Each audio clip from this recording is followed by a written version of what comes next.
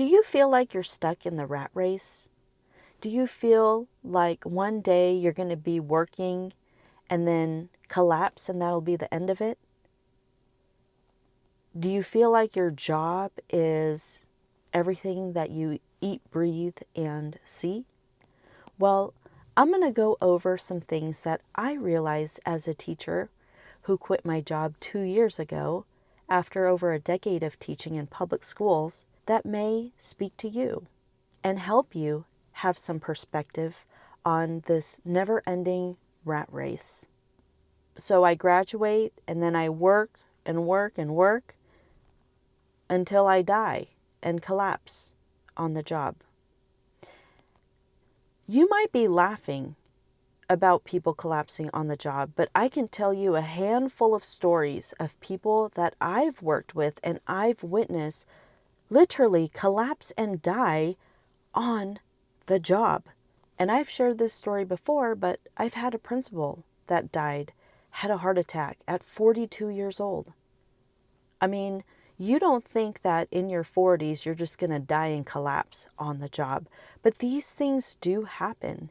And I'm sure many of you have stories where when you were working, or if you are working now, you've seen people die. I mean, it kind of opens my eyes to see that life is brief. Moving on with that is number 2, I felt incredibly replaceable, and I am, because when I left 2 years ago, they replaced me with somebody else.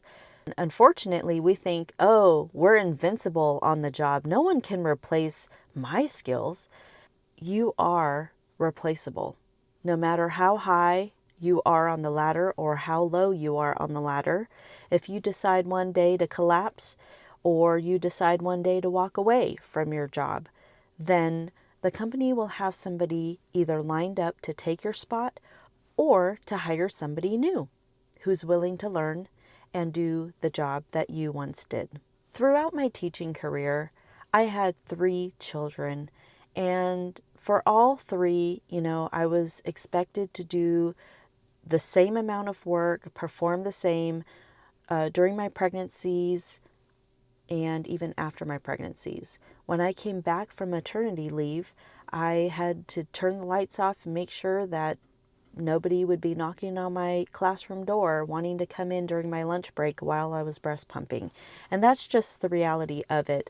I'm not going to complain because the income that I earned was used to invest and save to where I am today. So I am grateful for the jobs that I previously held and maybe for jobs that I will one day have in the future. I don't know. You know the phrase, don't ever say never, because one day you might do it, right? Also, when I was on maternity leave, a substitute teacher was there to replace me. I mean, someone even without a teaching credential can come and replace me while I'm on leave for a couple of months. And that speaks to how replaceable we actually are. Again, no matter how high you are on this corporate ladder or where you are, what you're doing, your job is replaceable. So just remember that. If you want to take a step away from your job, like what I'm doing right now, just taking some time to breathe, maybe a year or 2 or a few years, or maybe an indefinite retirement. Just remember that just as quickly as your position was replaced, you can go back and replace somebody else. It works both ways. There was always room for improvement. And you may find yourself in the same situation where you are asked to perform better, faster, bigger. You're not doing the best you possibly can because there's that space between you and the ceiling. When I ended up becoming a teacher, I was there every day. I rarely called out sick. And when I needed doctor's appointments or take my kids to doctor's appointments, I would do that during spring break or summer break or winter break or all the breaks that we had during the school year. And, I would not allow my personal life to interfere with my work life. I always felt that I could do better, that I could perform bigger. The fourth thing that I learned is that you need to forge your own retirement. These companies, these employers that hire you may sound generous by offering you a 401k match, which if you have that, definitely take it. But, at the end of 30, 40 years, how much are you going to be making from your retirement accounts with the amount of money you're putting into it? You need to think about those things. If you are promised a retirement, how much are you getting out of it? And will it be enough to fund your retirement lifestyle? These are questions that are so important that we don't sit down and analyze or even think about because we just automatically assume that if we worked for a company for 30, 40 years, we'll be taken care of for the rest of our lives. But I encourage you to sit down and write it on paper.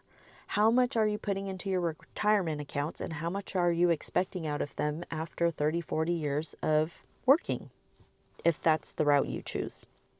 I found in my line of work that many teachers who were able to retire early had other income coming in the form of real estate. Real estate was the biggest one.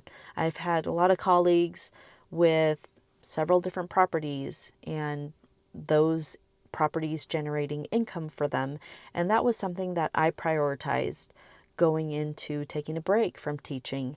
I wanted to make sure that we had some type of extra income coming in that wasn't from my salary, but was something that was relatively passive. So far, our one rental property has been doing pretty well. We've only had to go in 2 times, one time to do a walkthrough and the second time because we had a plumbing leak that the builder ended up fixing.